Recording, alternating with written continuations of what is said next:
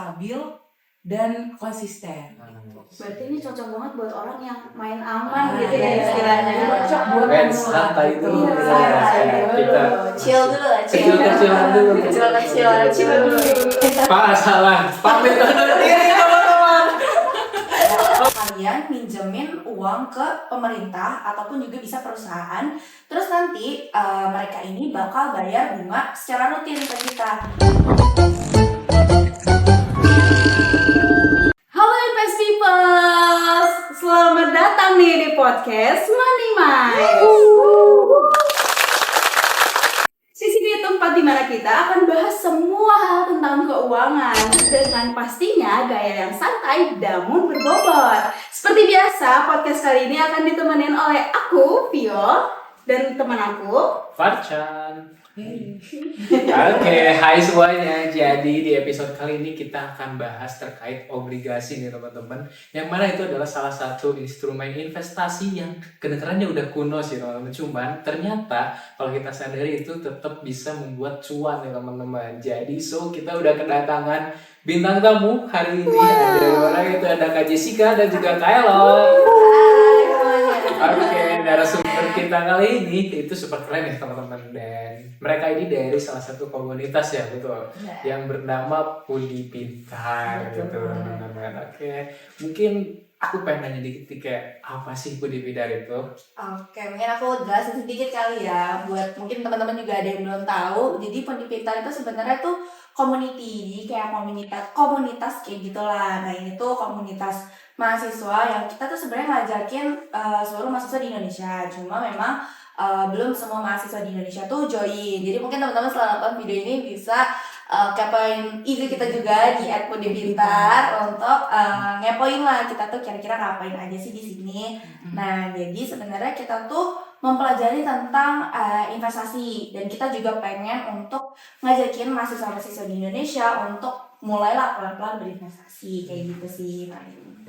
Terus selain itu juga kita kerjasama juga sama lembaga-lembaga terkait ini investasi dan obligasinya di Indonesia. Seperti itu sih, Farcan dan Fiona. Oke, baik. Menarik banget ya teman-teman. Jadi mungkin kita langsung aja membahas terkait obligasi. Oke, mungkin sebelum kita mendalami tentang obligasi ini, mungkin kita bahas hal-hal basic dulu ya. Nah, sepertinya kan teman-teman mungkin ada yang bertanya nih, kenapa sih investasi itu penting? Terutama buat mahasiswa yang mayoritasnya aja masih bergantung sama uang jajan orang tua. Oke, jadi kalau yang biasa kita pelajarin di komunitas kita itu, investasi itu kayak pohon mangga yang kita tanam di umur-umur kita yang sekarang nih, kayak 20-an gitu kan. Nanti 5-10 tahun ke depan, pasti kan itu akan panen dan hasilnya banyak kan.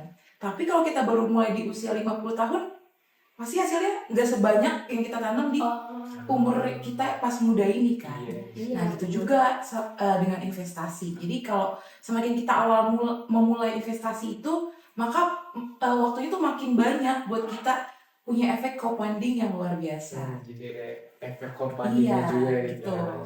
Terus dalam konteks instrumen investasinya, obligasi tuh kayak pohon mangga yang lebih tahan banting dibandingkan saham yang fluktuasinya tuh bisa kayak pohon kelapa sama bambu yang melambung tinggi tapi gampang patah gitu loh. Jadi obligasi tuh lebih stabil dan konsisten.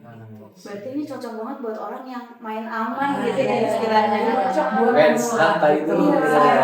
Kita chill dulu lah, kecil-kecilan dulu.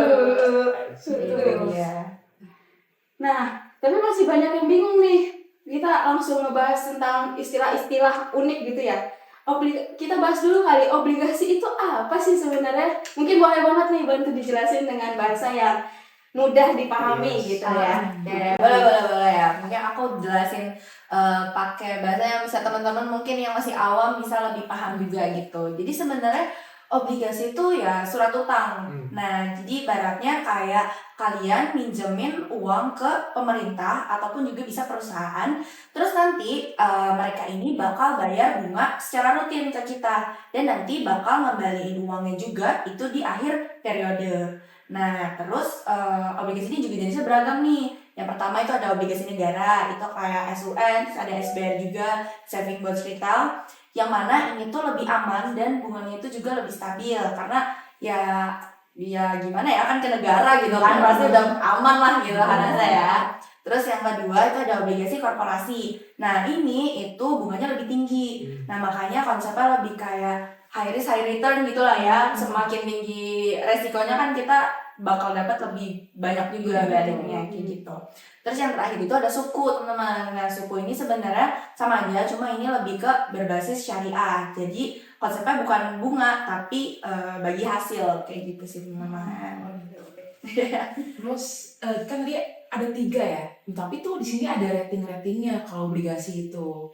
Jadi ada 2 lah kayak IPK aja gitu, kayak IPK gitu guys. Jadi kalau obligasi pemerintah itu biasanya dapat rating AAA, jadi A3 gitu lah. Itu nilai tertinggi kayak kita tuh dapat nilai A di semua mata kuliah, plus kita tuh punya prestasi yang banyak gitu. Kenapa? Obligasi. Kenapa gitu? Karena pemerintah tuh punya kemampuan mencetak uang yang pertama dan menarik pajak. Jadi kecil kemungkinan buat gagal bayarnya. Makanya disebut sebagai risk free dalam dunia investasi. Nah, kalau ada lagi obligasi korporasi. Kisaran ratingnya tuh lebih luas lagi, tapi masih di kisaran A sampai B lah gitu. Kalau di IPK kita gitu lah ya. Jadi IPK kayak 3 sampai 3,5. Masih aman. Nah, tapi ada juga yang udah di bawahnya itu di bawah BBB. Itu udah masuk kategori speculative grade atau junk bond. Jadi bunganya memang menggiurkan, bisa 2 sampai 3 kali lipat dari obligasi pemerintah, tapi risikonya juga tinggi banget. Nah, gitu deh. Pokoknya jenis-jenisnya gitu. Oke, nah dari setelah tadi kita bahas-bahas terkait obligasi ini, bisa nggak sih kayak teman-teman kasih contoh kisah nyatanya kayak gitu, kayak dari obligasi ini bekerjanya kayak gimana sih di dunia nyata kayak gitu? Oke, boleh. Mungkin simpelnya tuh gini ya, misal kalian itu beli SBN nih, surat utang ya, senilai ya kalau untuk mahasiswa sejutaan udah gede lah ya, segede kan, sejuta nih misalnya. Terus bunganya misalnya 6% untuk per tahunnya. Terus nanti setiap bulannya itu kalian bakalan dapat uang 50.000. Nah, otomatis setelah 3 tahun itu akan balik lagi kan uang kita sejuta tadi. Nah, cuma kalau misalnya nanti kalian itu jualnya nanti sebelum jatuh tempo, harganya kan kita nggak tahu nih kondisi pasar kayak gimana kan. Otomatis itu bisa aja kalau lagi lucky ya, mungkin lagi beruntung bisa aja kita bisa dapat lebih, bisa dapat lebih keuntungan segala macam. Cuma kalau misalnya kondisi pasar lagi ya fluktuatif mungkin kayak sekarang ya, lagi naik turun, bisa aja nanti dapatnya malah lebih kecil dari yang udah kita kasih di awal gitu paling. Terus kira-kira resiko terbesarnya apa sih gitu kayak dari si obligasi ini? Waduh, ada 2 resiko terbesar ya. Yang pertama itu ada default risk. Itu kayak kita nih minjemin duit kita ke temen buat dia bikin usaha, misal usaha apa ya yang lagi ngetren tuh sekarang? Misalkan kayak misalkan cuci sepatu. Nah ya, cuci sepatu ya. Tapi nggak untung. Ya terus dia bangkrut dan dia nggak bisa balikin duit kita. Nah ini tuh di obligasi resiko di mana penerbitnya yang kita nih gagal bayar pokok bunga dan biayanya gitu. Tapi buat obligasi negara kayak yang tadi udah disebutin Elok, kayak SUN dan SBR itu resikonya super kecil banget. Sedangkan obligasi korporasi itu resikonya lebih nyata gitu. Nah resiko yang kedua ada interest rate risk, yaitu ini tuh lebih tricky lagi. Jadi kayak pas suku bunga itu naik, misalnya BI naikin suku bunga acuannya, maka harga obligasinya itu bisa turun. Kenapa? Analoginya tuh kayak kita punya obligasi lama dengan bunga 5%, tiba-tiba Bank Umum tuh nawarin obligasi baru dengan bunga 7%. Tentu kan orang bakal lebih milih bunga yang baru gitu kan. Makanya obligasi kita yang 5% ini harganya otomatis turun di pasar, jadi yang lebih sekunder, jadi yang 7% itu bakal lebih menarik gitu kan. Itu sih. Oke, mungkin sekarang kita bakal masuk ke strategi mahasiswa deh. Gimana nih? Dari Kopi ada yang bertanya ini nih kira-kira. Nah, oke, karena kan ini menarik banget ya obligasi buat kita jadi starting point nih buat investasi. Nah, tapi gimana sih nih kita sebagai mahasiswa mau start di obligasi dengan budget yang terbatas gitu. Gimana cara kita mengoptimalkan uang yang udah kita tabung buat investasi gitu? Oke, nah sebenarnya makanya itu ya kan karena kita juga dari komunitas nih yang mana kita semua sama-sama mahasiswa lah, jadi kita benar-benar belajar gimana caranya ngusahain supaya uang tabungan kita nih bisa ya balik lah gitu, balik modal lah ya, lebih gede dari yang udah kita tanam. Pertama, kita bisa mulai dengan obligasi negara dulu. Seperti tadi yang udah aku bilang, itu kan lebih aman ya karena kita surat utangnya dari negara. Itu bisa kayak SBR ataupun ORI dengan minimal investasi itu sekitar 1 juta lah. Itu udah yang paling aman untuk mahasiswa ya menurut aku. Terus yang kedua, itu bisa juga pakai diversifikasi tenor.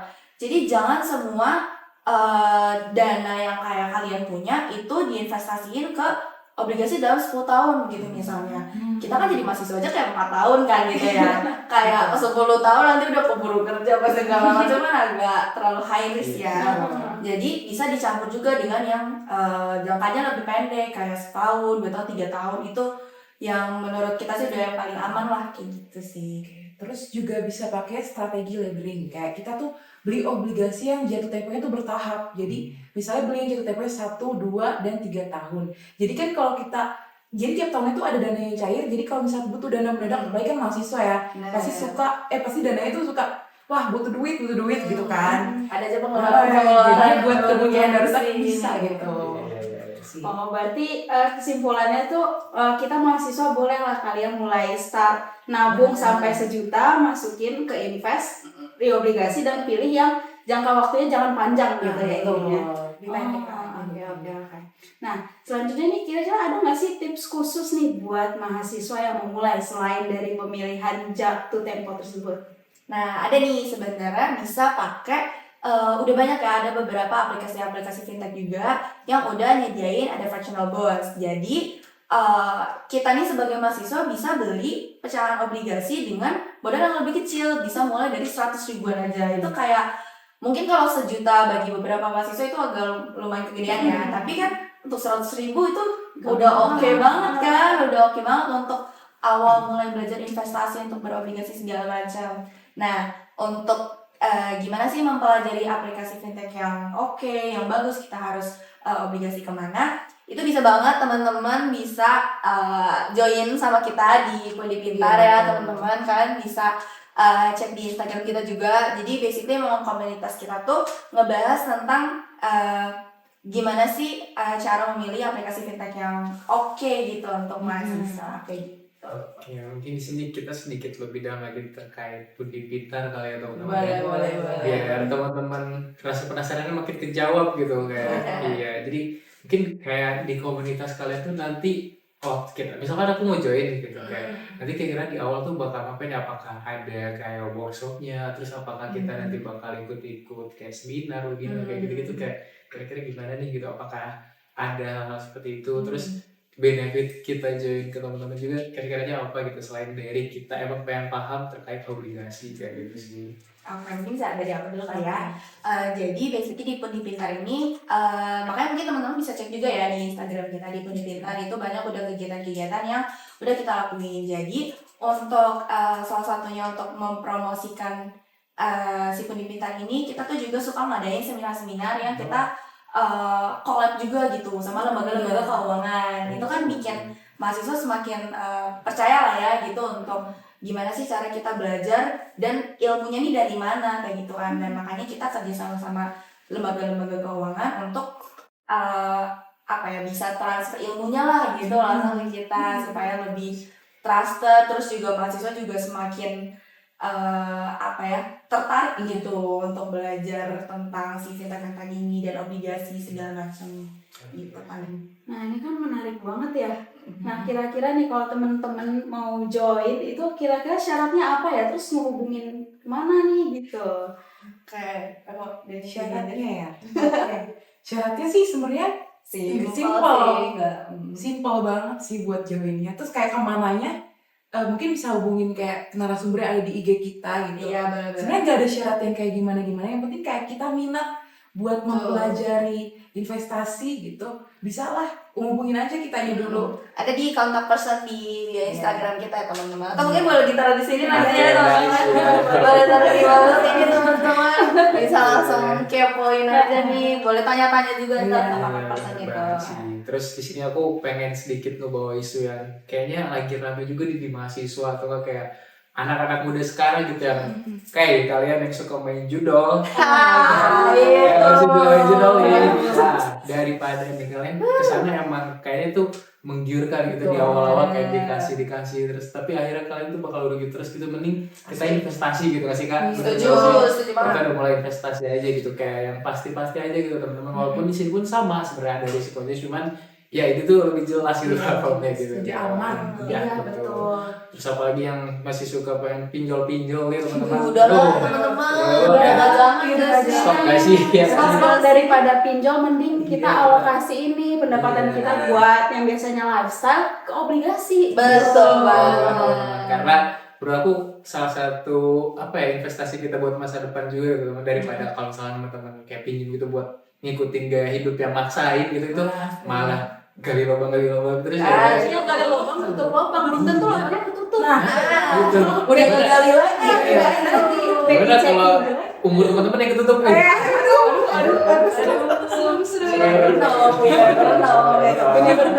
Oke deh kalau gitu mungkin di sini aku bahas sedikit ngebahas terkait tadi apa aja yang udah kita bahas bareng Kak Elok dan Kak Jessica dari komunitas Budi Pintar teman-teman. Jadi di sini kita udah sampai di 3 poin penting nih teman-teman. Yang pertama itu obligasi merupakan instrumen fixed income dengan risiko yang relatif rendah nih teman-teman. Jadi kalau misalkan emang teman-teman kayak kita main investasi dan cuman kayak aduh takut hilangnya uangnya hilang gitu loh, kayak gimana mungkin bisa dicoba dulu itu dari obligasi dan beberapa instrumen investasi lainnya mungkin teman-teman, karena menurut aku itu salah satu apa ya kunci juga buat kita di masa depan, karena kita nggak tahu ya apa yang terjadi di masa depan gitu, apakah rupiah akan semakin melonjak tidak tahu.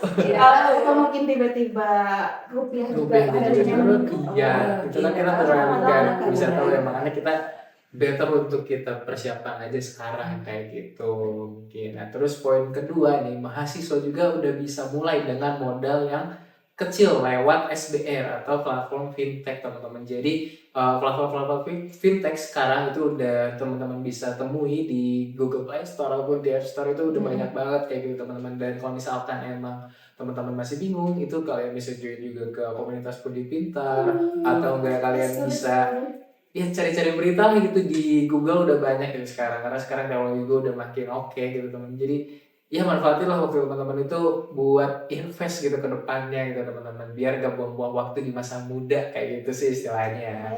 Oke, mungkin yang ketiga itu selalu perhatikan juga rating, diversifikasi dan jangka waktu investasinya teman-teman. Jadi setelah mungkin nanti teman-teman belajar terkait entah itu obligasi ataupun apapun itu, kalian harus coba belajar tentang analisis juga nih teman-teman. Mungkin mahasiswa juga pasti diajarin lagi gimana cara analisis faktor atau analisis apapun itu.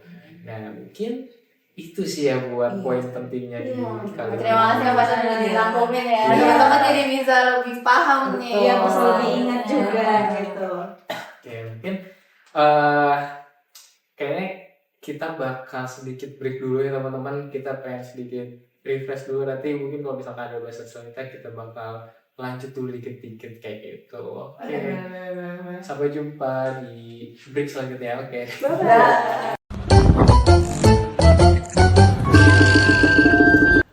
Oke, halo teman-teman, kita udah balik lagi nih. Kita bersama Kak Elok dan Kak Jessica, kita beres break nih teman-teman. Jadi mungkin di sini kita udah bakal closing statement nih teman-teman. Jadi setelah kita bahas banyak terkait obligasi, ya harapannya kita bisa nge-influence teman-teman juga untuk mulai berinvestasi nih di masa muda teman-teman kayak gitu. Karena menurut aku itu sendiri untuk masa depan teman-teman itu cukup menjanjikan juga gitu teman-teman, untuk kita mulai investasi diri mulai sejak dini gitu, walaupun kita sedikit-sedikit itu kita nanti kedepannya juga pun bakal mengerti kayak gitu ya, kayak gimana-gimananya dan gimana gitu. Dan mungkin Boleh nih dari Kak Elok sama Kak Jessica mungkin ada yang mau disampaikan ke teman-teman semua? Boleh nih, mungkin sedikit aja, singkat saja. Singkat saja. Singkat saja. Jangan lupa teman-teman kepoin Instagram Pundi Pintar dan jangan lupa juga join Pundi Pintar. Tunggu ya teman-teman. Oke, Win, dari Kak Vio nih ada sedikit. Ya, mungkin nih buat penutupan, buat bikin teman-teman makin semangat lagi. Buat teman-teman mahasiswa, jangan takut nih buat memulai. Kalau kita ingin upgrade, keuangannya juga ingin upgrade, kita juga harus berani mengambil resikonya dengan perhitungan yang matang dong pastinya. Dan jangan lupa juga nih, kita masa mudanya cuma sekali teman-teman. Jadi mari nih kita manfaatkan masa muda kita untuk menatap masa depan yang jauh lebih baik. Wih, Tapi kata-kata aja. Oke, mungkin invest my people. Kita sekarang bakal undur pamit diri. Salah. Pamit undur diri, teman-teman. Oke, mungkin sekian aja dari kita. Sampai jumpa di episode selanjutnya. Bye-bye.